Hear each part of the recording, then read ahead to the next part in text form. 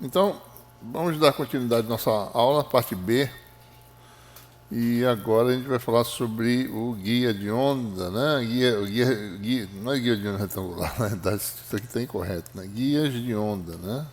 Na verdade, o título disso aqui está errado. Começamos errado aqui. Guias de onda, né? Esse capítulo novo. Isso aqui nós já fizemos, né? Nós estamos agora falando sobre guias de onda. Rapidamente falar sobre alguns tipos comuns. Vamos ver o que acontece com a divisão de campos que propagam nessas estruturas, né? A gente pode classificar esses campos em modos que a gente vai descrever. Vamos classificar esses modos. E vamos ver como é que se dá o fluxo de potência, né? E um parâmetro importante que é a frequência de corte, algo que não existe em linha de transmissão. Vamos fazer um exemplo de cálculo específico, inicial, simples, do guia de placas paralelas, certo? Interessante o seguinte, que até início do século XX já se sabia que linhas de transmissão, depois da descoberta, né,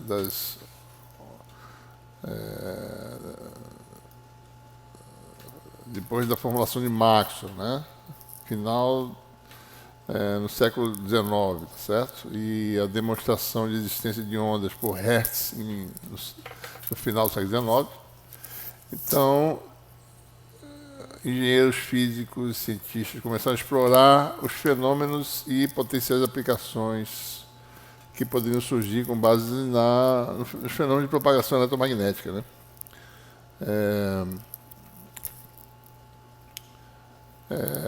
E até 1976, quer dizer, se sabia que linha de transmissão,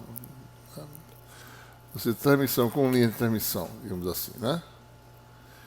Começaram a ser ineficientes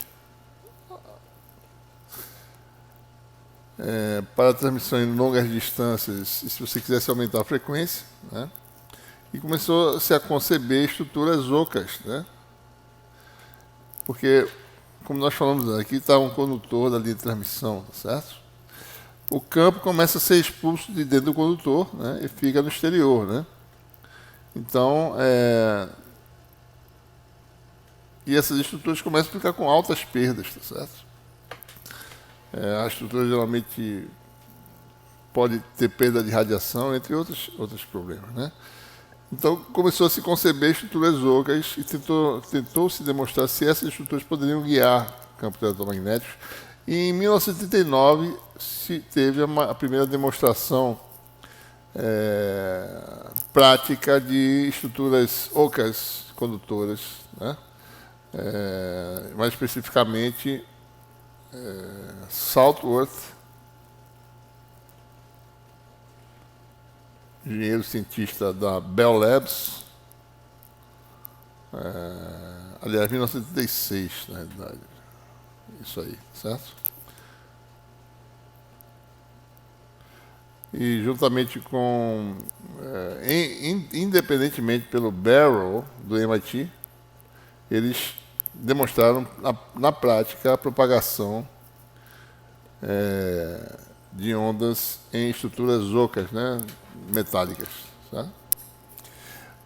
Mas tinha um problema, né? Para essas estruturas tinha que se aumentar a frequência. Então também teve todo um desenvolvimento de tecnologias de geradores de altas frequências, né? Que teve que ser desenvolvida, certo? Bom, enfim. Então, nós temos aí estruturas comuns de ocas, tá certo? Metálicas. Você observa que isso aqui você só tem um condutor, né? Você não tem um par de condutores. Você tem aqui o guia retangular, guia circular, né? Tem estruturas tipo mais compactas, em que você tem preenchimento de elétrico, né? Vocês estão vendo aqui, tá certo? Linha de fita ou microfita, você tem um condutor e um plano de terra e a ideia aqui é confinar o campo, né, o máximo possível dentro da estrutura, certo? Com epsilon alto, tá certo? Você poder confinar, né?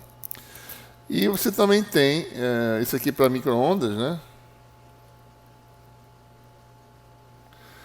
E você tem também estruturas totalmente dielétricas, né?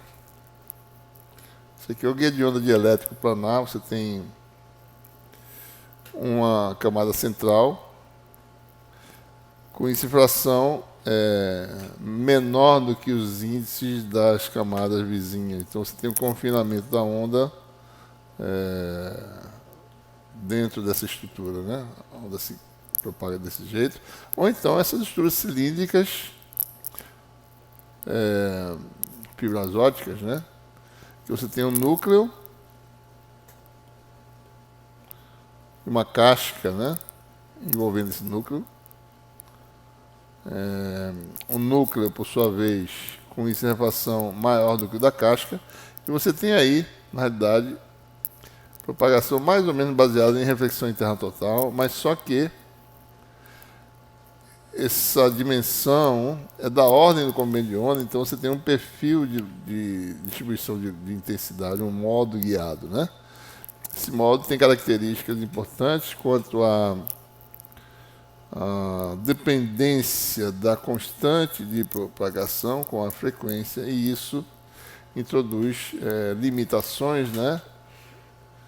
Como nós sabemos, dependência não linear causa distorção. Ou seja, qualquer estrutura desse tipo, mesmo que os parâmetros materiais não produzam esse tipo de efeito, elas vão ter distorção para longas distâncias, e a gente precisa saber calcular essas coisas.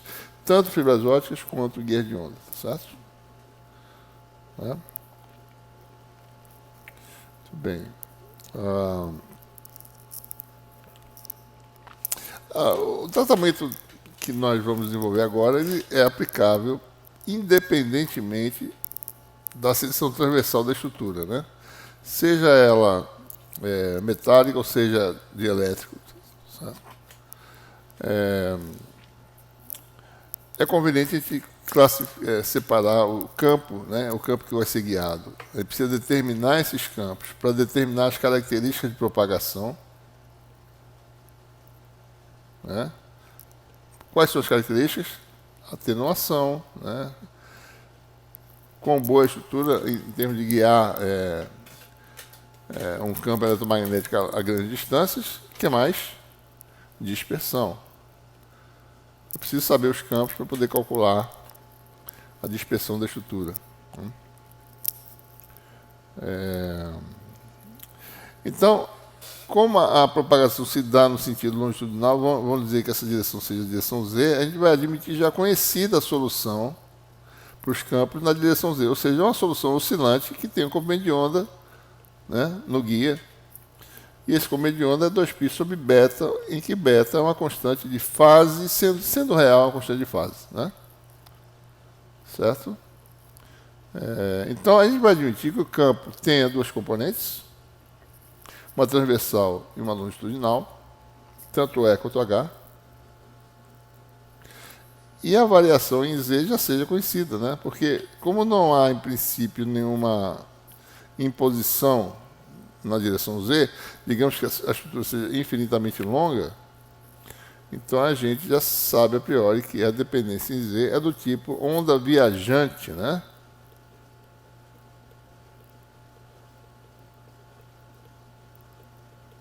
A gente já vai dizer que é dessa forma. Ora, beta, em algumas situações, pode se tornar um número imaginário, mesmo que não haja perdas. Então, a onda não vai propagar nesse caso, certo? Então, a gente vai avaliar essas situações. Ou seja, esse parâmetro beta, ele é para ser determinado. De que forma? Bom, resolvendo para uma dada estrutura, dada a seção transversal, né, a distribuição de campos, e com essa distribuição ele determina as características de propagação da estrutura. Vamos separar o operador nabla que aparece nas equações de Maxwell numa parte transversal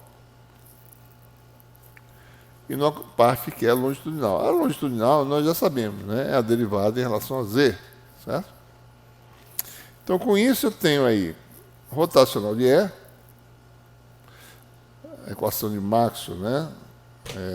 No interior, vão admitir que a permeabilidade do meio de preenchimento seja μ e a permissividade é epsilon. Em muitas situações isso aqui é o vácuo, né? A gente vai ter valores do vácuo, mas de forma bem geral, um guia sem perdas materiais, esses números são reais, né?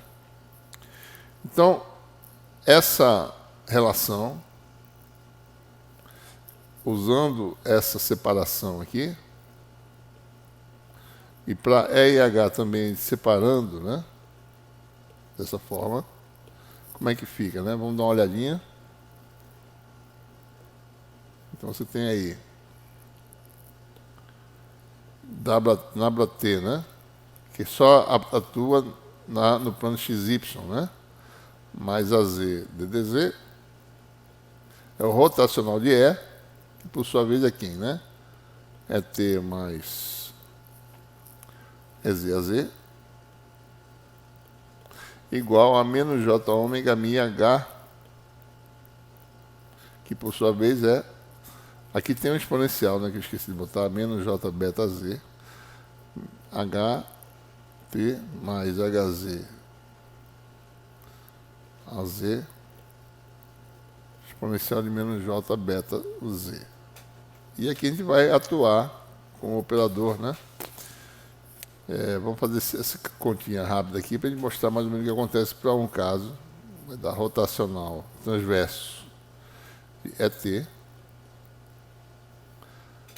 mais AZ DDZ de ET exponencial de menos J beta Z, né? Mais eu fiz com o primeiro termo, né? Vou fazer com o segundo agora. Nabla T aplicado a vetorial, né? No caso. Isso aqui tudo é vetorial, né? Vetorial.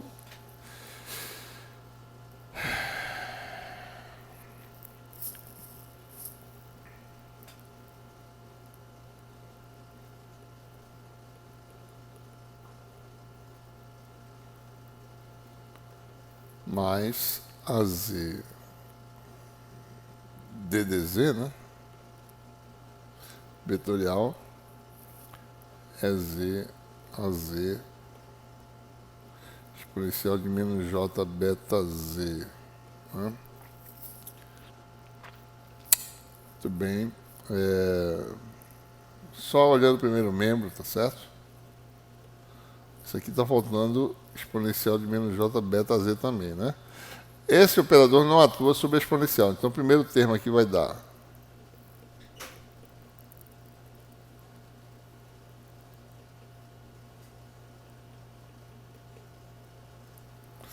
né? Bom, aqui você tem a Z vetorial derivada em relação a Z é só sobre esse fator aqui. Então, vai dar menos aqui, no caso. Derivada em relação da menos J beta. Já fiz a derivada, né? AZ vetorial é T.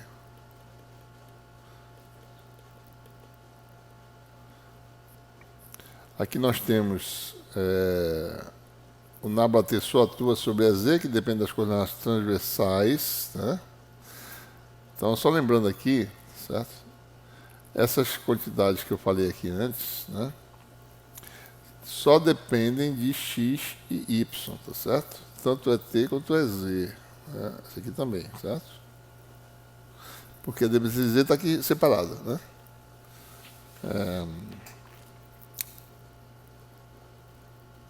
Então, eu estou aonde fiz esse primeiro, fiz esse segundo, estou fazendo esse terceiro aqui. Então fica mais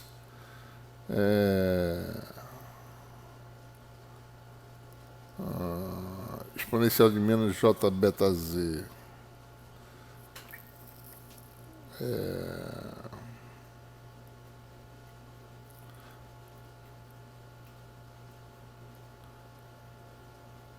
Nabla T vetorial AZ, que é um vetor fixo, né? AZ, vou botar aqui, AZ.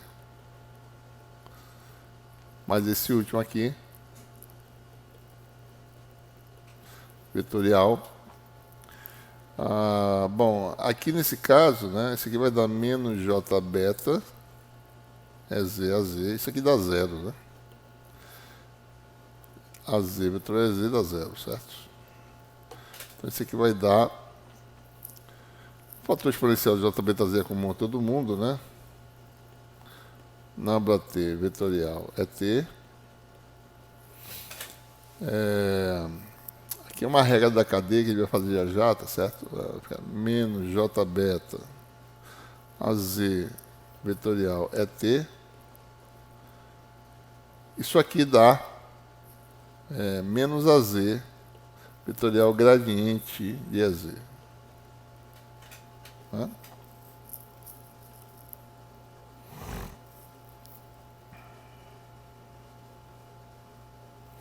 Então você fica com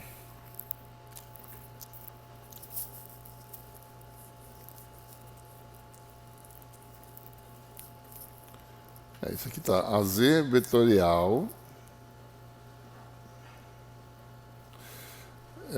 Não é isso aqui não. Estou fazendo qual. Esse aqui já fiz, né? Esse aqui deu zero, esse aqui não tem. Então fazendo isso aqui, que deu esse resultado.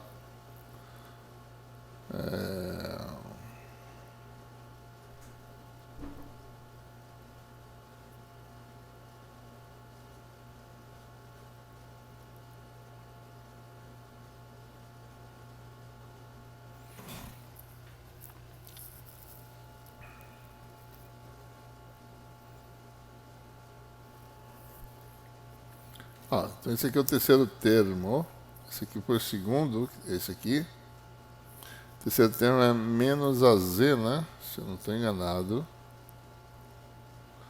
Vetorial gradiente de EZ. Pronto. Em resumo, lado esquerdo.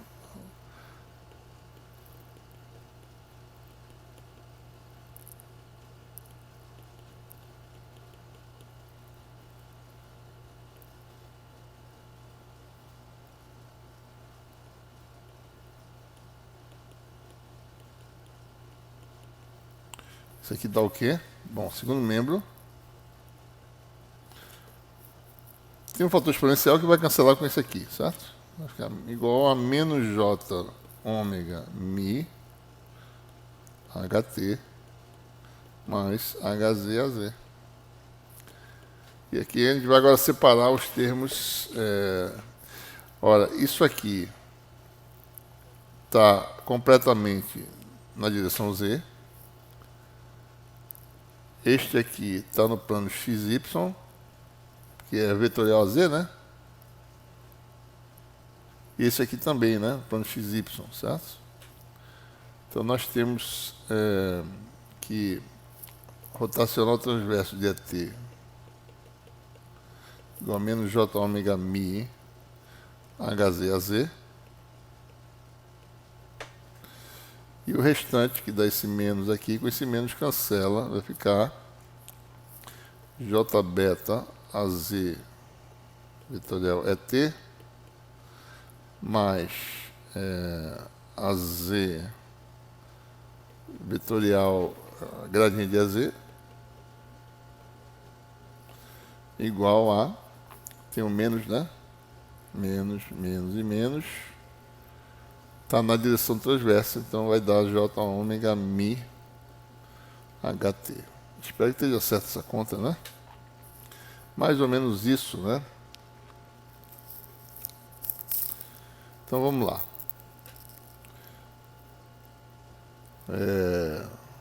Rotacional transverso, né? Igual a menos J ômega mi HZ AZ. Certo? E o outro é J beta Z vetorial ET mais a Z vetorial gradiente igual a J ômega Mi HT. Correto? Certo? Então, verificado, né? Mesmo procedimento, se eu fizer rotacional de H igual a J ômega epsilon F, fazendo a mesma continha que eu acabei de fazer, a gente chega em duas equações, né? Envolvendo o Laplaciano transverso, aliás, rotacional transverso de HT com a componente longitudinal de EZ, né? E uma outra combinação de termos que dá a componente transversal de ET. Da mesma forma, se eu quiser calcular agora divergente de E, divergente de H, que dá zero, né? O que acontece? Separando, né? Nabla T mais AZ, DDZ, por exemplo, né? Escalar é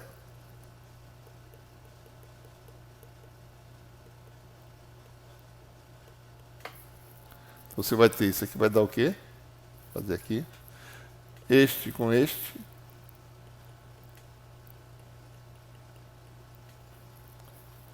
Este com esse dá zero, porque são ortogonais. Isso aqui só tem componente x, y, isso aqui componente z. Esse com esse dá zero. Fica x2 aqui, né? Esqueci aqui do exponencial de menos j beta z de novo, né? Então vai dar... Então, o Nabla-T não atua sobre esse exponencial de j beta z, né? Então vai ficar... vou botar aqui menos j beta z. E o outro termo, a z escalar ddz mais dz mais... só que é ddz aplicado a isso vezes isto, né? Esse aqui não depende de z, então vai ficar menos j beta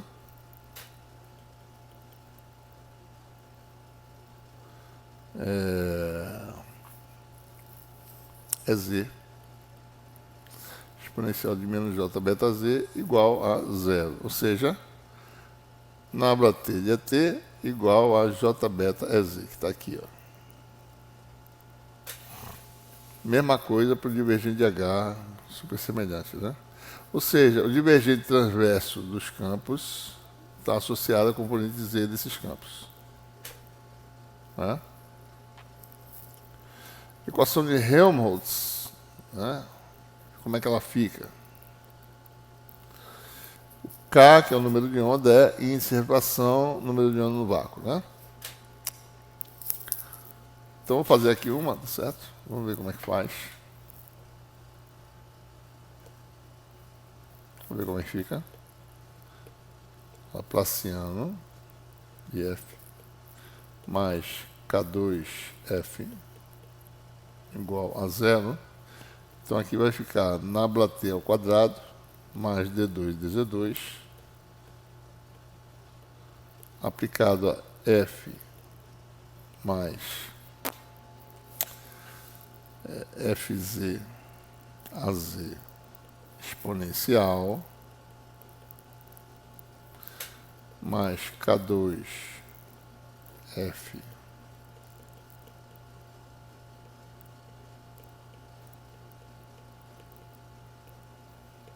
a zero. Tá? Então ficamos com Nabla T não atua sobre isso, né? Só atua sobre esses vetores. Vou botar o exponencial j beta z já fora, né?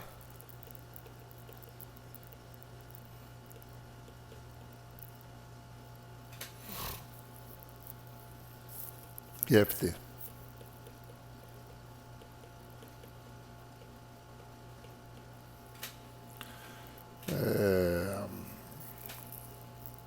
D2 dz2 só atua sobre o exponencial, vai ficar menos beta 2, então já vezes exponencial, menos beta 2.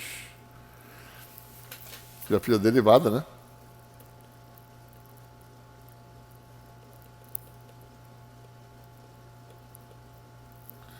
Mais K2 Isso aqui é ft, né?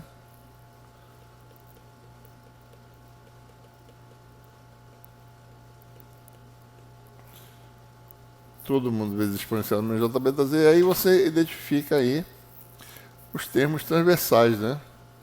Certo? O termo transversal aqui é este com este e com este. E o longitudinal é esse com esse e com esse. Então você tem equações semelhantes, mais K2 menos beta 2,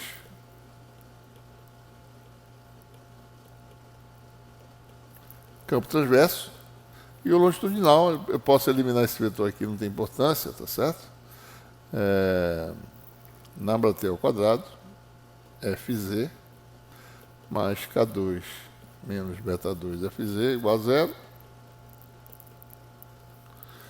E o K2 menos beta 2, a gente vai definir como sendo um parâmetro a ser determinado, né? Eu não sei quem é beta, né?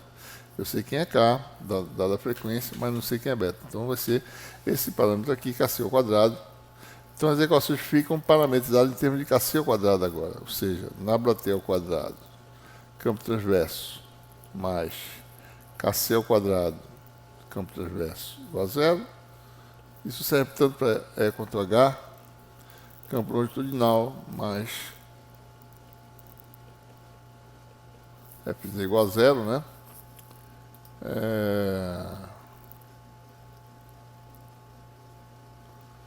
Você tem aí que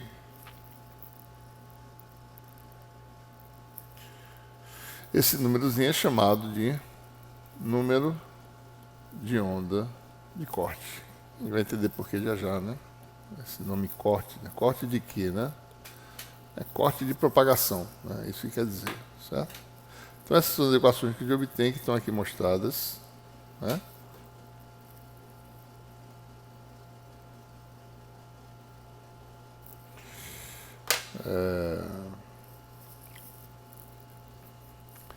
Ou seja, a metodologia de determinação de campos em qualquer estrutura guiante é você determinar. É claro que é mais fácil resolver uma equação diferencial simples aqui, que a mais simples que tem é calcular a componente z. Então, digamos assim, né, que a componente z do problema é a função potencial, né? Lembrem-se que potencial é a grandeza intermediária, né?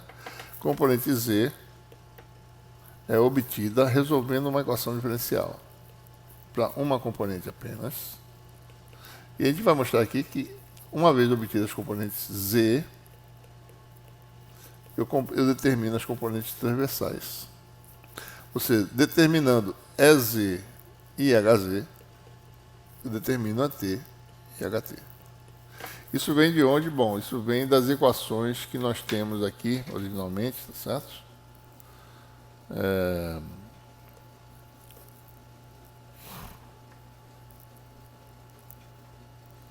Por exemplo, essa equação aqui, né? Ela expressa HT em função da componente Z e disso aqui, né? Mas isso aqui, como a gente obtém isso aqui, tá certo?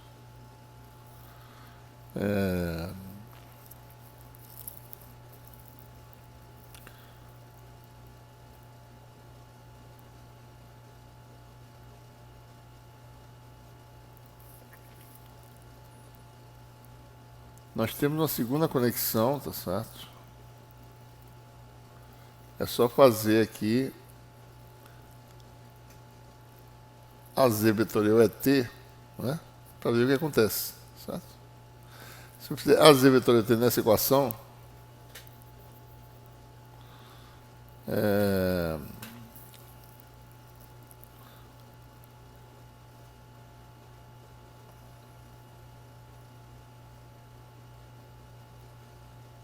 a gente vai mostra, tá certo, que dá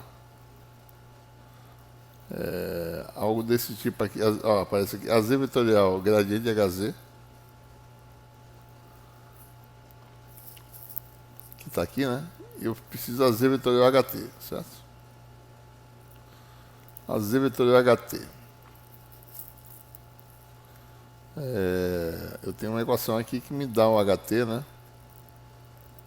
Vamos dar uma olhada aqui nessa equação aqui. vamos lá.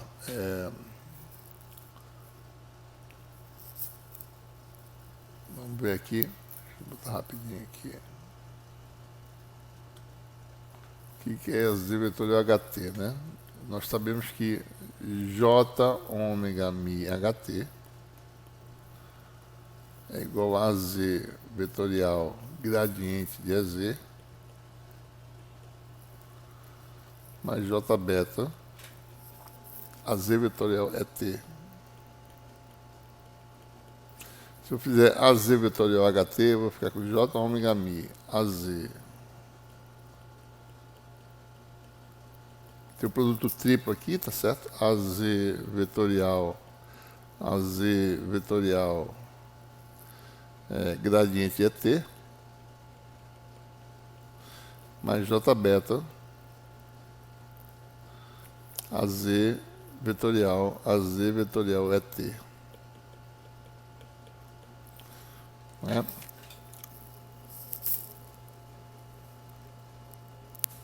Ora, esse aqui é um produto triplo do tipo A vetorial B vetorial C, dá produto de carga de AZ com AC na direção de B, bom, AZ escalar a gradiente transversa dá zero, né?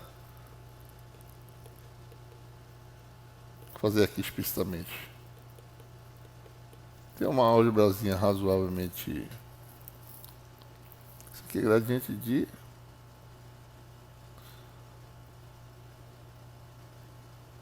Mas isso aqui está errado, né? Peraí, deixa eu só. Gradiente de EZ, né? Então vai dar AZ escalar gradiente transverso de EZ na direção de AZ menos AZ escalar AZ na direção de gradiente de EZ. Isto aqui dá zero, porque esse produto escalar aqui são vetores ortogonais. Então isso aqui deu menos gradiente de EZ. Né?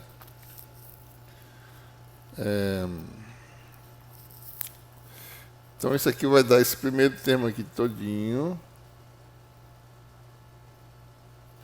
Deu menos gradiente transverso de EZ. Segundo termo vai ser AZ escalar ET, que dá zero na direção Z, menos AZ com AZ ET. Né?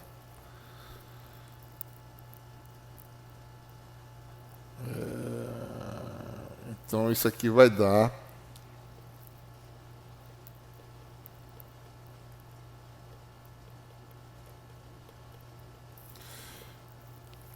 AZ escalar ET dá zero, AZ ET, AZ menos AZ com AZ dá 1 ET. Vai dar menos J beta ET.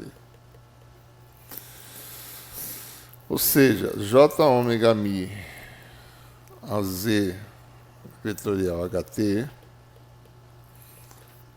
é igual a, primeiro termo deu menos gradiente de EZ,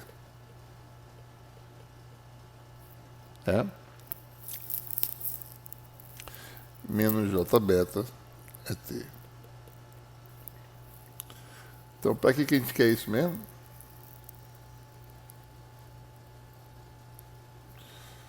A gente quer determinar a componente transversal, né, de alguma coisa aí, que é, deixa eu ver aqui,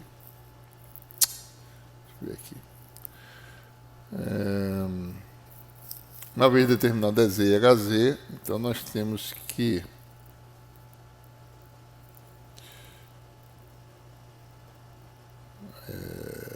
deixa eu ver o que a gente concluiu aqui. Bom, a gente concluiu isso aqui, certo?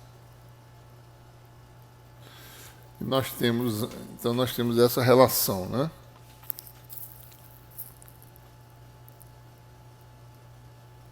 Certo.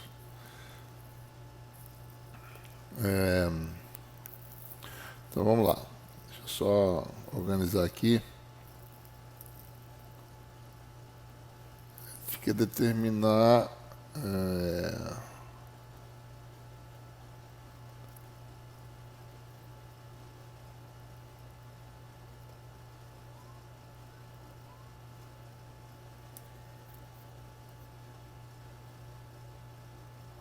muito bem, nós temos aqui.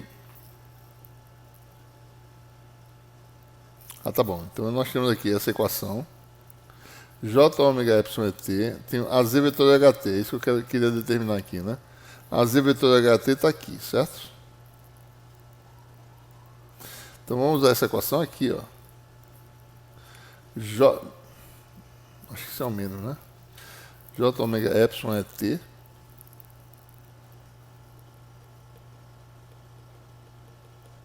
Igual a Z vetorial gradiente de HZ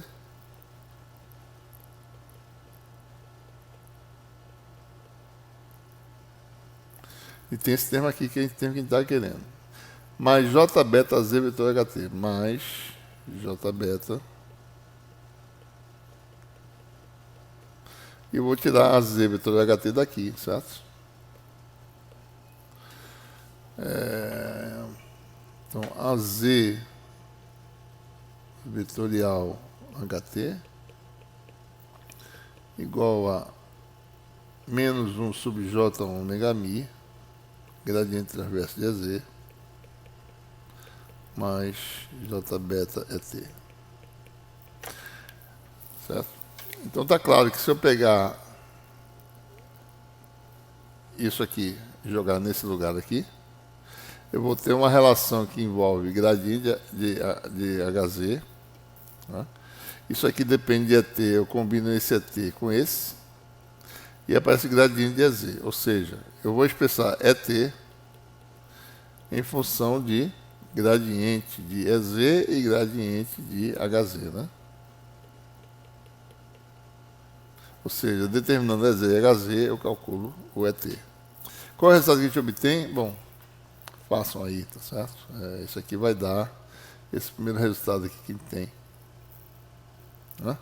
O ET completamente expresso em termos do gradiente de HZ e gradiente de EZ. Estou fazendo essa mesma conta com a segunda relação. A gente obtém que o HT é expresso completamente em termos do gradiente de EZ e do gradiente de HZ. Então a metodologia qual é? Resolve a equação diferencial para as componentes Z, uma equação de Helmholtz, né? Em duas dimensões, que é nabla T ao quadrado, aparece o número de ion de corte, e a gente, com esse resultado para Z e HZ, a gente joga em A e B e determina os campos transversais. Esse é o método de cálculo de campos em guia de onda. Né?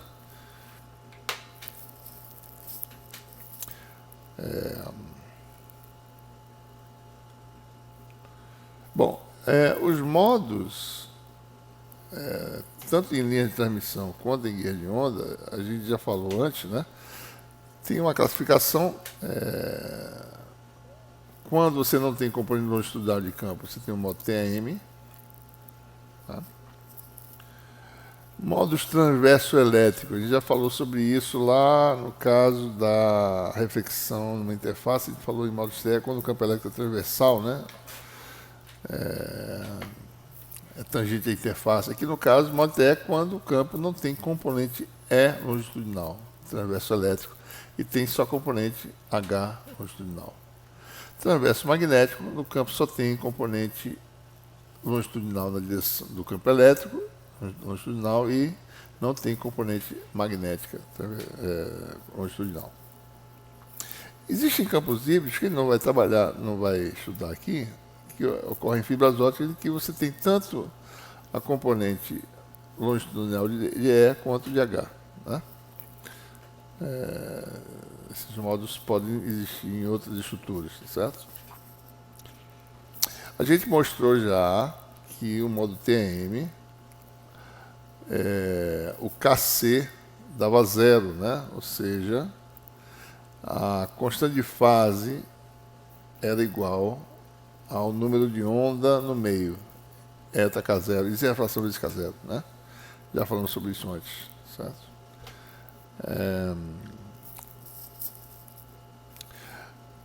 Isso não acontece no caso de guias de onda, ou seja, para modos TE e TM você vai ter KC diferente de zero, né?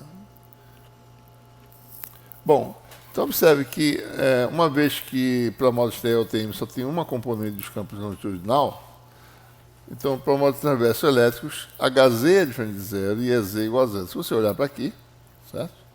Você simplesmente, modos TE, né, não vai ter esse termo aqui. Modos, e aqui também não, né? Certo? Você tem o campo transversal, só depende de HZ. Vice-versa, modos TM,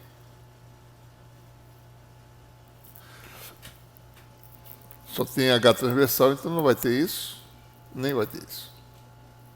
Então você tem uma equação mais simples, certo? Então ficam essas expressões aqui mais simplificadas, modos TE, o HT só depende desse gradiente do HZ, e o modo pode ser expresso, o campo elétrico, uma vez calculado o campo magnético transversal, o campo elétrico vem aquela famosa relação canônica, né?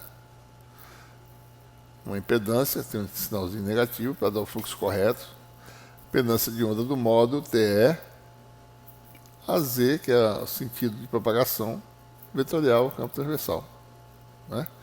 Equivalentemente, né, o campo transversal pode ser expresso em termos da forma canônica, né? Versor longitudinal da direção vetor de onda, vetorial E sobre impedância de onda. Essa impedância de onda, uma vez calculando, fazendo a continha, tá certo? Pode-se mostrar que dá essa relação em que beta, a constante de fase, é ser obtida, tá certo? Ou seja, se a gente fizer essa conta, né?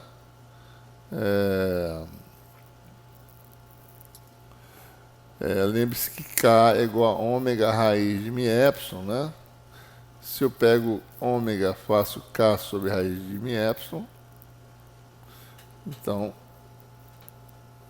eu fico aqui com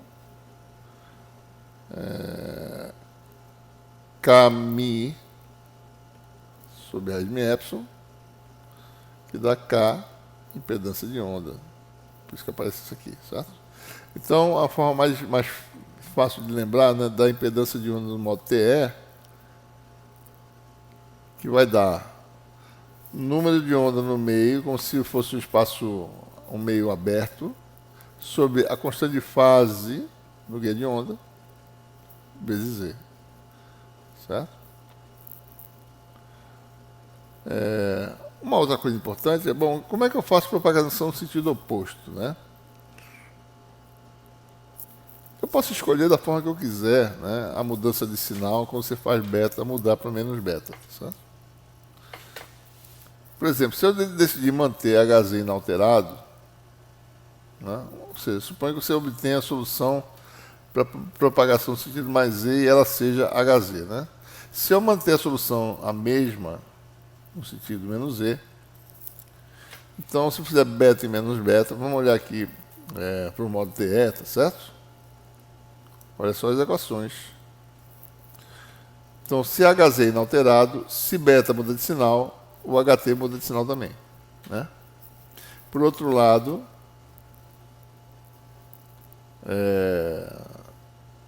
como H muda de sinal, tá certo? E ZTE muda também, por causa do beta, né?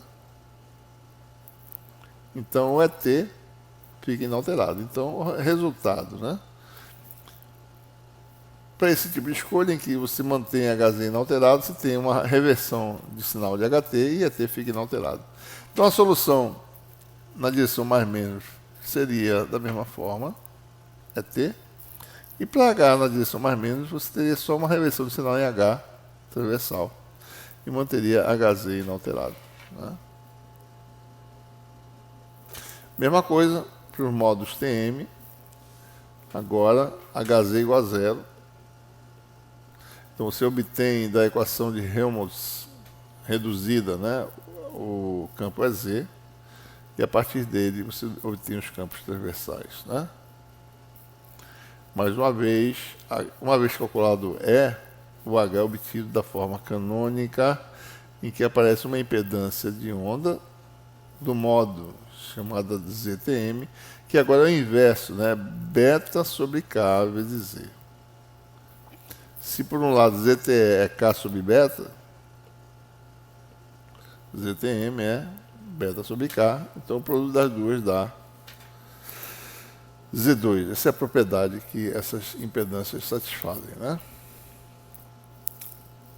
De forma semelhante, a gente pode optar, tá certo? Em manter o E transverso inalterado para uma reversão de sinal, ou HT. Se eu mantenho um ET inalterado, né, eu preciso mudar o sinal de EZ para uma reversão de sinal de beta, ou seja, para uma propagação de menos Z. Então, ET fica inalterado e o HT muda de sinal. Então, se você quiser fazer propagação de sentido oposto, então a solução geral para os campos seriam dessa forma. Observe que eu tenho liberdade de escolha, tá? Posso fazer do jeito que eu quiser, na realidade. Só para mostrar a consistência, né? Ou seja, como as equações determinam, se você não mudar um sinal, quem é que vai mudar de sinal, né? Perante uma mudança de sinal de beta.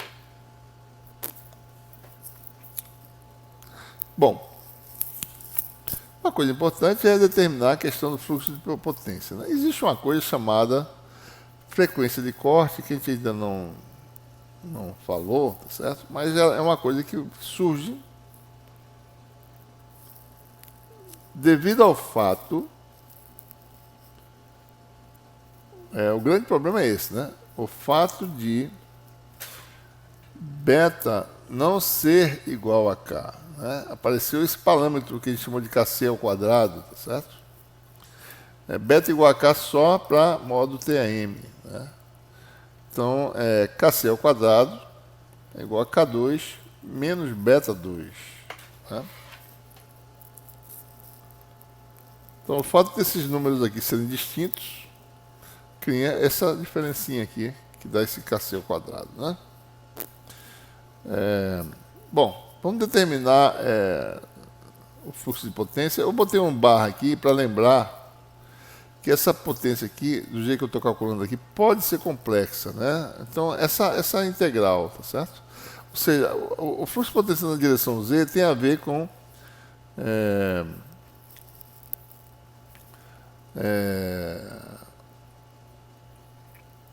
essa integral do vetor de point, né? Um meio de E vetor H conjugado, escalar a Z, mas só quem contribui para uma componente na direção Z do vetor de point são as componentes transversais de E e de H. Né? Então, no fundo, essa potência complexa,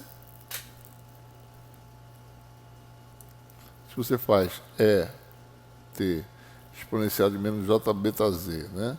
Mais EZ a Z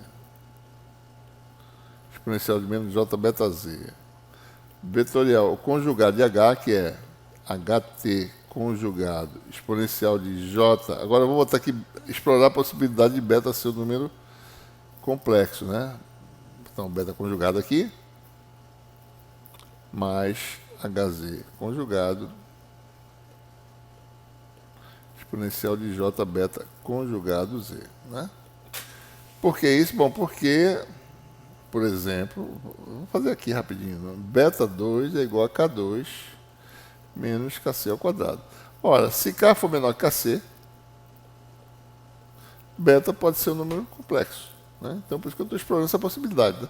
E quem determina K é a frequência de operação. Quem determina Kc é a estrutura. É algo que depende da estrutura. Né? E beta é esse númerozinho que diz se propaga ou não. Certo? Se esse número for real, positivo, né? Propagação. Certo? Então, eu estou explorando essa possibilidade. Então, se a gente for fazer essa conta aqui, você vai ter ET com HT conjugado exponencial de menos J beta menos beta conjugado Z. Tem esse produto aqui. Isso aqui é paralelo a Z, certo? Esse termo aqui não é paralelo a Z, não dá contribuição, né? É ortogonal a Z, ou seja, está no plano XY, não contribui para o vetor de point na direção Z. Mesma coisa aqui, AZ com campo transverso, não dá nada. E você tem esse aqui, produto vetorial desses dois dá zero, né? Certo? Então, o que contribui mesmo para o vetor de ponte é esse fator 1 meio de E vetorial H conjugado, e aparece essa exponencial aqui, né?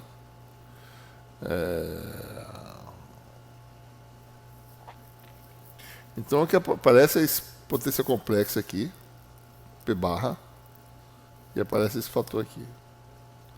A potência ativa é a parte real, né, dessa potência complexa, certo? Ora, só vendo aqui, continuando, o fato de a gente usar a forma canônica é interessante, né? Porque o que nós temos, né? Na forma canônica, o H transverso é 1 sobre a impedância do módulo, ou TM, tá certo? AZ vetorial é T. Ora, então ET vetorial HT tem aquele produto triplo de novo, né? Conjugado, é igual a ET. Vou passar aqui a impedância para frente. 1 sobre ZTE TM conjugado.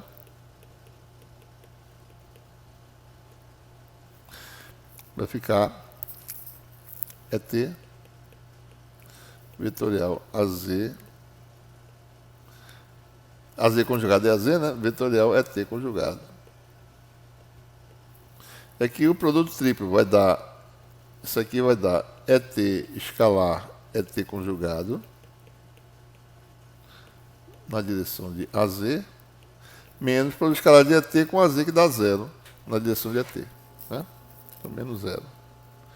Então isso aqui vai dar igual 1 sobre ZTE ou TM conjugado. Isso aqui dá o módulo quadrado, né? Módulo genuíno, módulo de ET ao quadrado, AZ. Então esse é o resultado que a gente tem aqui, tá certo? Então a potência ativa aparece essa integral, né? E aparece esse fator aqui, sobre isso aqui é real, isso aqui é um número imaginário em princípio, né? Porque ele não sabe direito a natureza de beta, então é parte real disso, né? Bom, primeiro caso, né? Ausência de perdas e beta real, certo?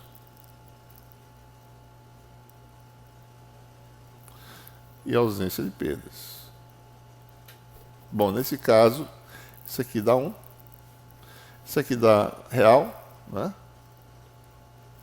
E você tem isso aqui, que é uma potência que independe, o fluxo de potência depende da coordenada Z na estrutura. Na realidade, o P complexo é a potência ativa. A potência é inteiramente ativa na estrutura, né?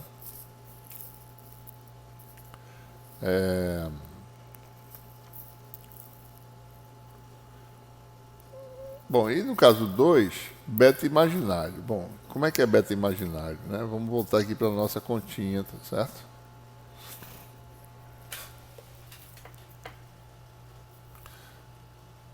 Kc ao quadrado é K2 menos beta 2. Então, beta é igual a K2 menos Kc ao quadrado. Beta 2, né? Ou equivalentemente, beta igual a K em evidência. Então tá assim, K2, 1 menos Kc sobre K ao quadrado. Então você tem que beta é igual a K raiz quadrada, 1 menos Kc sobre K ao quadrado. Ora, Kc é algo que depende da estrutura do guia de onda, né?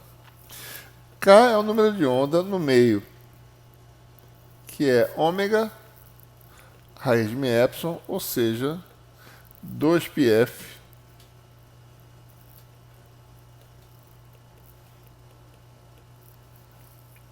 raiz de mi epsilon, né? Equivalentemente, K é igual a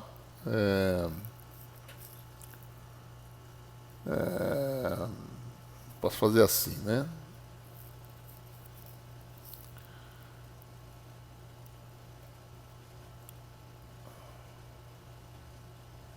é 2πf, né?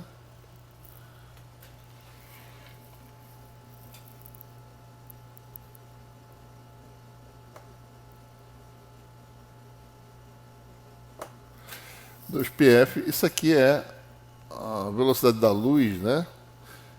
O inverso, que é índice de refração sobre C, né? 2πf sobre C, índice de refração. Da mesma forma, eu vou definir o Kc parecido com isso, certo? Isso aqui é uma frequência. Eu vou definir isso como sendo 2π, uma frequência específica que eu não sei qual é ainda, tá certo? Um parâmetro a ser determinado, vezes zeta. Essa frequência é chamada de frequência de corte. E o nome tem um significado, né? Ou seja, Kc sobre K pode ser escrito simplesmente como sendo, com essa definição, né? Bota a índice de refração aqui. Kc sobre K, cancela todo mundo, só fica Fc sobre F. Né? Então, na realidade, o beta aqui pode ser escrito como sendo beta igual a K. Ele parece um K, né? Mas a menos desse fator que está na raiz. 1 menos sobre F ao quadrado. Né?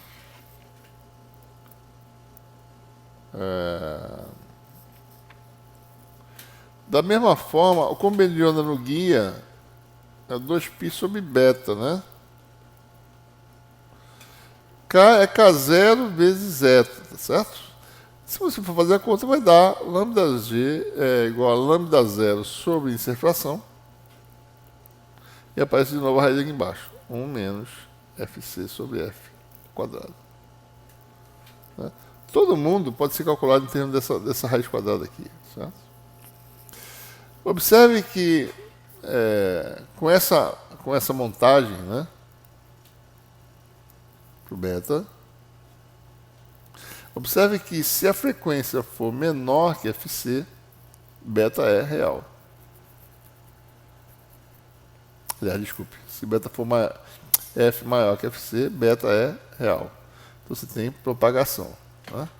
Se F for menor que Fc, por outro lado, beta se torna puramente imaginário.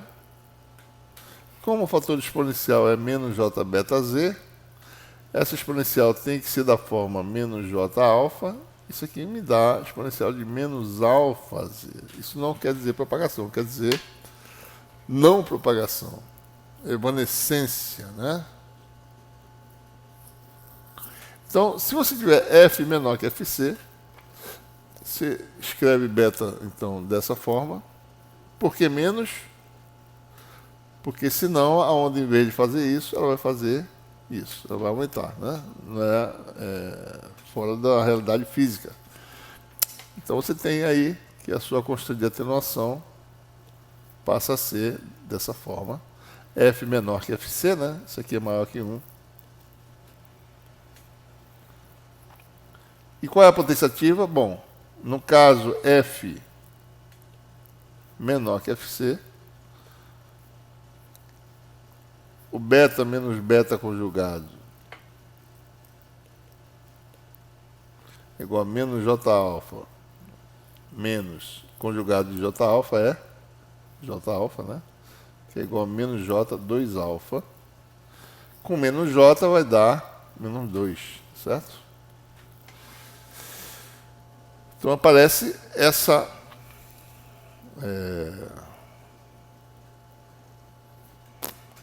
a potência ativa, né? Parte real disso, mas essa parte real dá zero, tá certo? Potência ativa na prática, na realidade, não existe, né?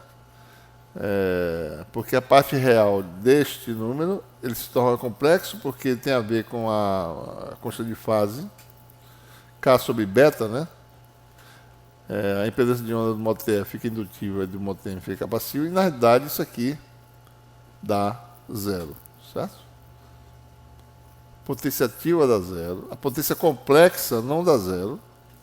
Existe a potência complexa, ou seja, a potência reativa.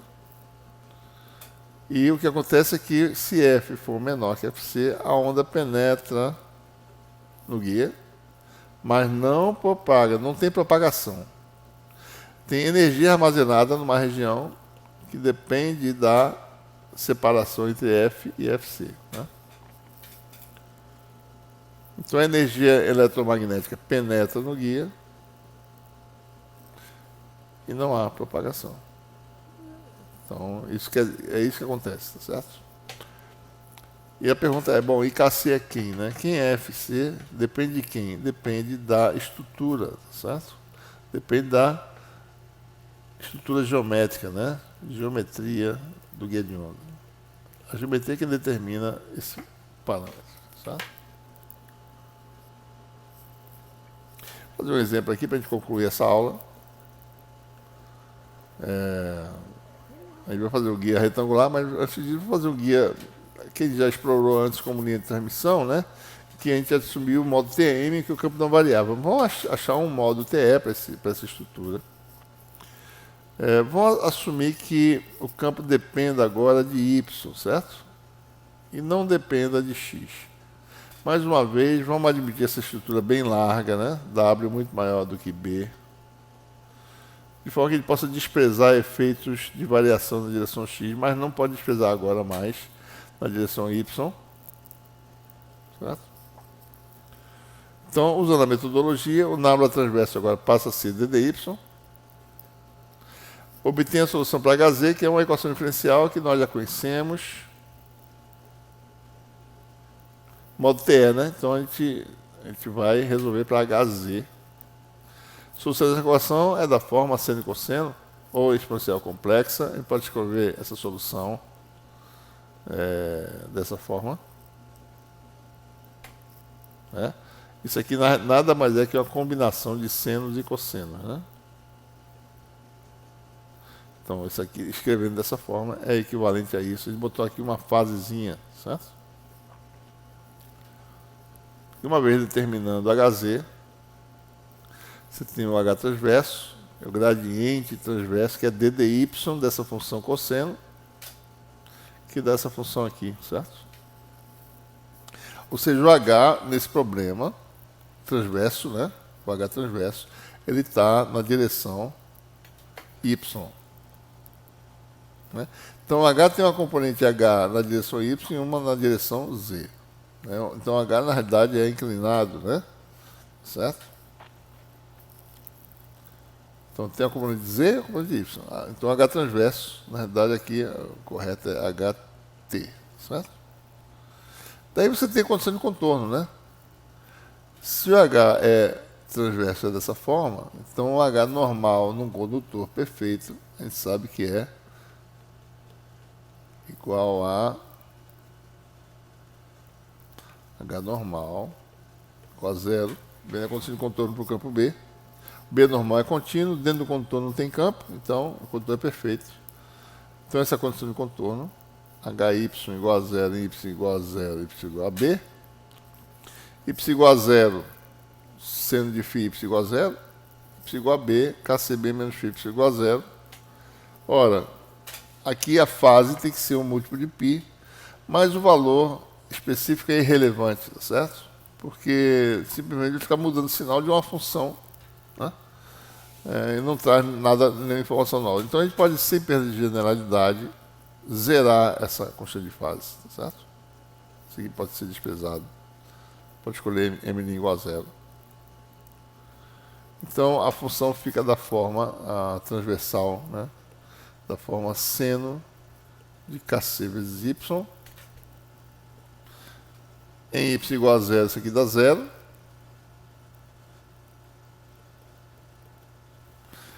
Em y igual a b, seno de kcb igual a zero. Então a solução é kc, aquela parâmetro que a gente não sabia, apareceu, né? Aqui está a geometria mπ sobre b, múltiplo inteiro de um número que é π sobre b. Então, determinado o kc, você tem aí o hz, é dessa forma, o h transverso, né? E com isso eu posso calcular o E transverso também, tá certo? Mas a gente quer já olhar como é que é o comportamento da constante de fase, né? Aí você tem aqui o número de ondas de corte, ou tem a frequência de corte também, tá certo? Aqui está o resultado. E aqui estão as frequências de corte que aparecem aqui. Só depende de B, né? É um múltiplo de... Para o mésimo modo TEM, a frequência de corte é MC sobre 2B. Modo TE1, tá certo?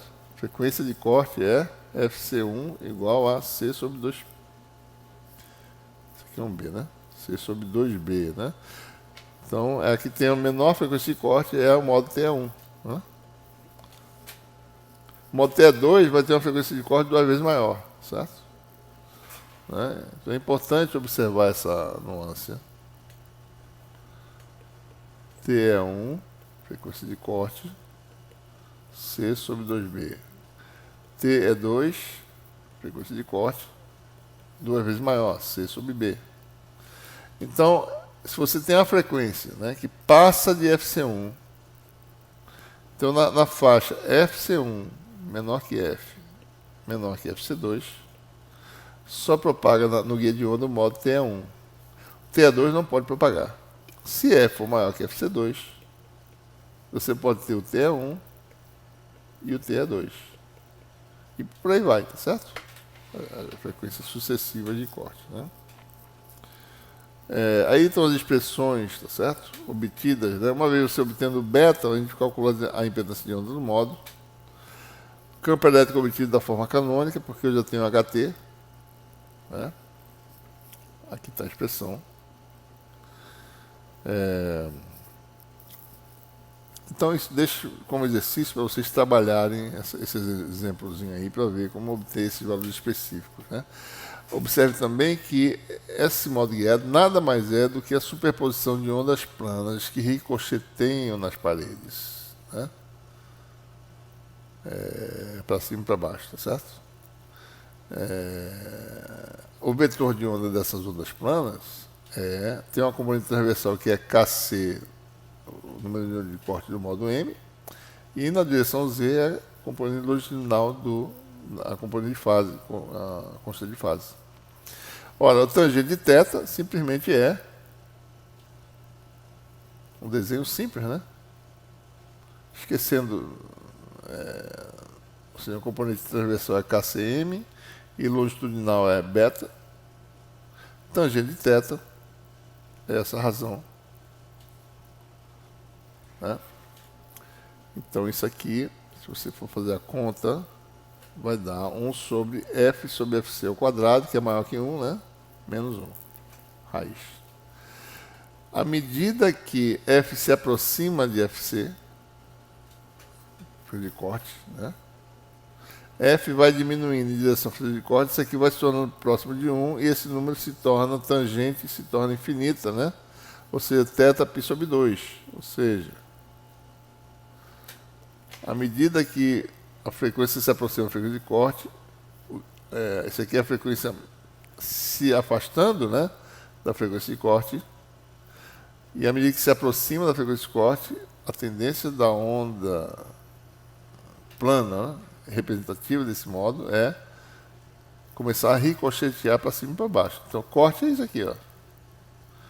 Não há propagação. Né? À medida que você se afasta da frequência de corte, né, F muito grande aqui, isso aqui vai dar um número grande, vai dar zero, né, a razão. O ângulo tende a zero, ou seja, a tendência, como eu falei aqui, é a onda ser praticamente livre, né? E isso é verdade. Se você tem uma estrutura, digamos, condutora, né, e a frequência é muito alta, então é como se essa onda estivesse livre, ela não observasse essas limitações impostas à sua disposição de campo. É uma onda livre, como se fosse no meio ilimitado. Certo? Então, com isso, a gente conclui essa primeira parte desse capítulo 10. Né? E ficamos então por aqui.